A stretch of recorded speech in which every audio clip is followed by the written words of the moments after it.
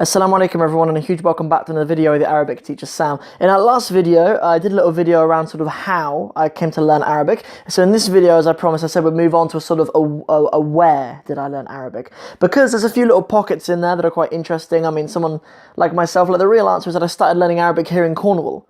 Not many people learn Arabic in Cornwall. People certainly don't come to Cornwall to learn Arabic. But yeah, I mean, obviously I grew up here in Cornwall, and so the obvious place is in my bedroom. Here, this is the bedroom that I grew up in here in Cornwall. So that's why I decided to record the video here. Also got quite good light here. You know, artists used to move to Cornwall to use the good light here, but now maybe YouTubers will start moving here. I don't know.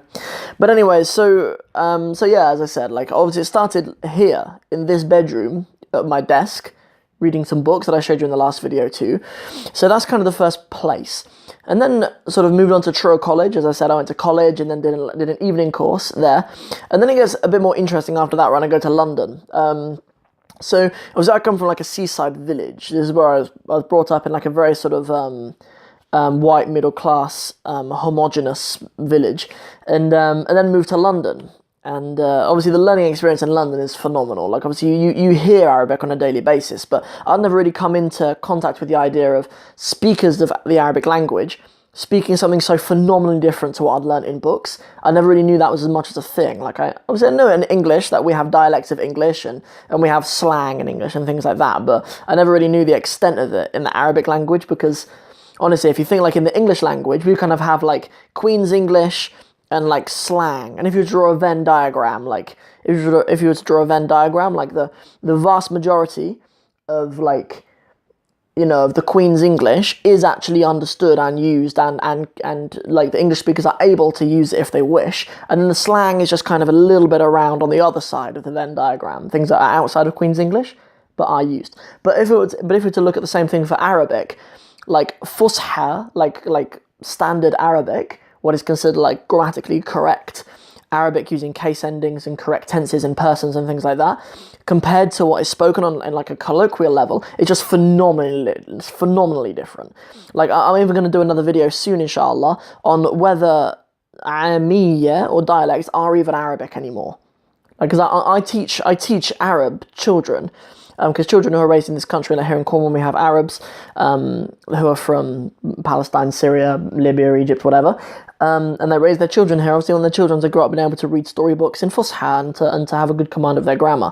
So when I teach them and I listen to the Amiyya that they speak at home, but this was a concept that I only really got introduced to when I moved to London. So when I moved to London to do a degree in Arabic, so I'm sort of having the opportunity to learn Arabic from my bedroom, in an adult learning class at college, on the streets in London, or just overhearing it when I was in London, and then like a university, like lecture environment.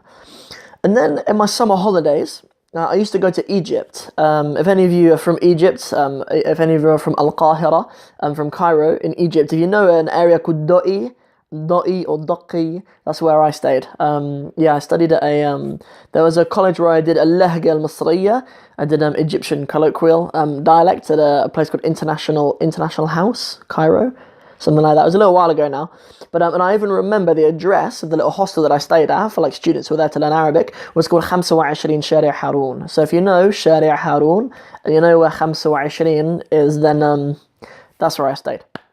So I was coming back. I have another year at university. So there's another year like university level Arabic, and then the second year, so that's the second year, and then the third year, I have the opportunity to have a year abroad. So I've been to Egypt already. I quite like their lahga. I know there's really good opportunities for Muslim students to seek knowledge, to seek ilm. So I wanted to go back to Egypt, and rather than go to Cairo, the opportunity was to go to Alexandria. But the university turned to me and they say, it's too dangerous there now. Like there were other things kicking off in Egypt at that time. This would have been in 2013, I think. So it's too dangerous to go there. Like we can't coordinate that anymore. And I said, okay, so where should I go? They said, oh, we've organised for you to go to Palestine. So you know it's serious business. You know it's seriously bad if the university are recommending you go to Palestine instead of Egypt. So of course I jumped to the opportunity. I said, you know, let's do it. Let's go to Palestine. So yeah, I studied in Palestine for a year. And I studied in a city called Nablus. University that I went to was called Jami'atul Najah. which means like the Jami'ah is the university, and Najah, like of success, the University of Success, which is in Nablus. And yeah, so studied there, and obviously when you're in an Arab university, all of the language of instruction is Arabic too. So sometimes your lecturers are even explaining stuff in Amiyya, and then they're teaching you in Fusha, like they're teaching you how to use Fusha, and then they're explaining it in Amiyya. So it's really unusual to have like this sort of back and forth between like dialect to formal, dialect to standard type thing. So the story of like me kind of being in Palestine deserves it, like that deserves a whole video dedicated to itself, which you guys will get, inshallah, if you want it. Let me know in the comments, inshallah, if you do want it. You know, if you want more information on that, because you know, when I was there, obviously you have to endure certain things because of the occupation there. I spent maybe 7-8 hours at checkpoints at times, even though I hold a brown passport and I don't have a drop of Arab blood in me. And simply maybe because I have this, maybe simply because I have a beard, I don't know. Yeah, so, and it's really intimidating.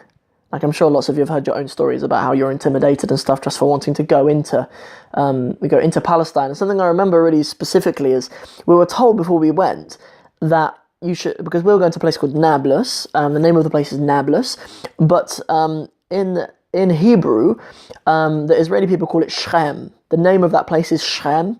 So, like, quite often they say, oh, we don't know where that is. Like, when you come to a checkpoint, or when I arrived in Ben Gurion Airport, I was like, oh, I'm going to Palestine, I'm studying here for a year, I'm with an official university and stuff. And like, I have a place to go and study and a place to stay and things like that. And they were like, Nablus. No, there's nowhere called Nablus. There's nowhere called Nablus. And that's obviously the Arab name. Well, it's before the Arabs, actually. It wasn't actually them who named it. I think it was the Romans, actually, who named it Nablus. But no, we don't know Nablus. And it's almost as if they'll only accept it when you say, oh, okay, you guys know it as Shechem, yeah. But, yeah, so stayed there for an entire year. And then obviously came home for final year, 4th year, because it's a 4-year degree. Like, if any of you are more interested in doing Arabic at degree level, I'll have some more videos about that too, inshallah. Because plenty of videos to come your way if you guys are interested in it. I'm committed to this, so get in touch with me if there's things that I can help you with on your Arabic language journey. So I came back for 4th year, you know, dissertation and things like that. That was the year that I learned Somali as well, because I did Somali at my university too. So then the last thing is, after I graduated, I got married, alhamdulillah, married to a woman she's ethnically Somali, but born and brought up in Saudi Arabia. So she's a native Arabic speaker, like Arabic's her first language.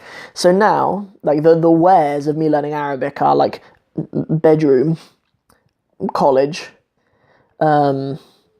London area, London University, Egypt, Palestine, and then like my living room now, because my wife watches loads of like Arab soaps and stuff like that, and we try to communicate as much as we can in Arabic too at home, as well as practicing my Somali and things like that. So now the last place is in my living room at home. So those are the places where I learn Arabic. So, you know, alhamdulillah, now answered your questions on how I learned Arabic, where I learned Arabic, and maybe we'll do the big one next. We'll do the why I learn Arabic. That'll be maybe a top 10 video, maybe do like a top 10 reasons for learning Arabic, or Sam's top 10 reasons for learning Arabic.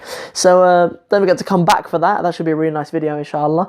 If you enjoyed this video though, and I really hope you did, then don't forget to like, and don't forget to share it, and don't forget to hit the subscribe button for me as well, inshallah. So that's it from me for now. Assalamu alaikum wa rahmatullahi wa barakatuh.